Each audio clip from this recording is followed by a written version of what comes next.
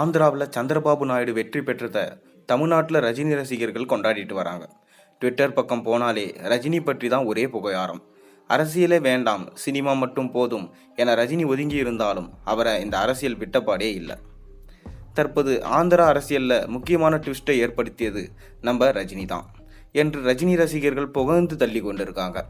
அப்படி என்னதான் நடந்திருக்கும் என பொதுமக்களுக்கு ஒரு சந்தேகம் வரதான் செய்யுது. நாமளும் அது என்னன்னு பார்ப்போம். அதுக்கு முன்னாடி சேனலுக்கு சப்ஸ்கிரைப் பண்ணாதவங்க சப்ஸ்கிரைப் பண்ணிட்டு அப்படியே நம்ம வீடியோக்கு ஒரு லைக் பண்ணிவிட்டு வாங்க வீடியோக்குள்ளே போகலாம். நேற்றைய ஆந்திரா சட்டமன்ற தேர்தல் முடிவில் சந்திரபாபு நாயுடு ஜெயிச்சிருக்காரு. அது மட்டும் இல்லாமல் இந்தியாவின் பிரதமர் யார் என்பதை முடிவெடுக்கும் அதிகாரம் அவரிடமே இருக்கும் சூழ்நிலை தான் தற்போது இருந்துட்டு வருது. அப்படி இருக்கும் பட்சத்தில் இதற்கெல்லாம் ரஜினி தான் காரணம் என சொல்லப்படுது.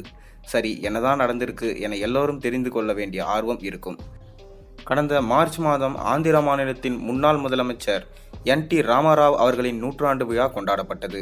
அந்த விழாவில் கலந்து கொண்ட ரஜினிகாந்த் சந்திரபாபு நாயுடுவை பற்றி ரொம்ப பெருமையாக பேசியிருந்தார். சந்திரபாபு நாயுடு அரசியலில் ஒரு தீர்க்கதரிசி, மக்களுக்கு சேவை செய்வதை பற்றியே எப்போதும் யோசிக்கக்கூடியவர் என்றெல்லாம் அவர் பேசியிருந்தார். தேர்தல் நெருங்கி கொண்டிருக்கும் இது போன்ற ஒரு சூழ்நிலையில் ரஜினி இப்படி பேசியது ஆந்திராவில் பெரும் சர்ச்சையை கிளப்புச்சு. முக்கியமாக இந்த அரசியல் சூழ்நிலையில் அவருடன் ஜோடி போட்டு நடித்த ரோஜா ரஜினி ஒரு ஜீரோ என்றும் ரொம்பவும் வன்மமாக கருத்தை தெரிவிச்சிருந்தாங்க. அப்போதெல்லாம் அமைதி காத்து கொண்டிருந்தார் மற்றும் ரஜினி ரசிகர்களும் ரொம்பவே சைலண்ட்டாக இருந்தாங்க. சந்திரபாபு நாயுடு ஜெயிச்சதும் தங்களுடைய வேலையை காட்ட ஆரம்பிச்சுட்டு விட்டாங்க ரஜினி ரசிகர்கள். இதுதான் எங்கள் சூப்பர் ஸ்டாரோட பவர் என்று சும்மா இருந்த ரஜினியை மீண்டும் அரசியலில் இழுத்து விட்டுருக்காங்க. இதனால் சூப்பர் ஸ்டார் ரஜினி ஃபேன்ஸும் சரி, சூப்பர் ஸ்டாரும் செம்ம ஹாப்பியாக இருக்கார்.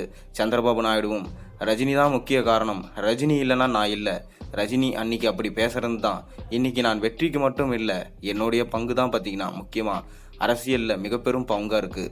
நான் பிரதமர் ஆனாலும் கூட அதுக்கு ஆச்சரியப்பட இல்லை, அதற்கும் காரணம் ரஜினிகாந்த் தான் அப்படின்னு சொல்லிட்டு ரஜினிகாந்துக்கு ரொம்பவே புகையாரம் சூட்டியிருக்காரு. மேலும் ரஜினிகாந்துக்கு அரசியலில் இறங்கினார்னா கண்டிப்பாக நான் ஆதரவு தெரிவிப்பேன் அப்படின்னு சொல்லிட்டு சந்திரபாபு நாயுடு அவர்கள் சொல்லியிருக்காராம். இப்போ சந்திரபாபு நாயுடுவோட ஆதரவு தான் 2 கட்சிக்கும் தேவைப்படுது. அவர் எந்த கட்சிக்கு ஆதரவு தெரிவிப்பாருன்னு தெரியல, யார் பிரதமராக உட்கார போகிறாங்கன்னு தெரியல.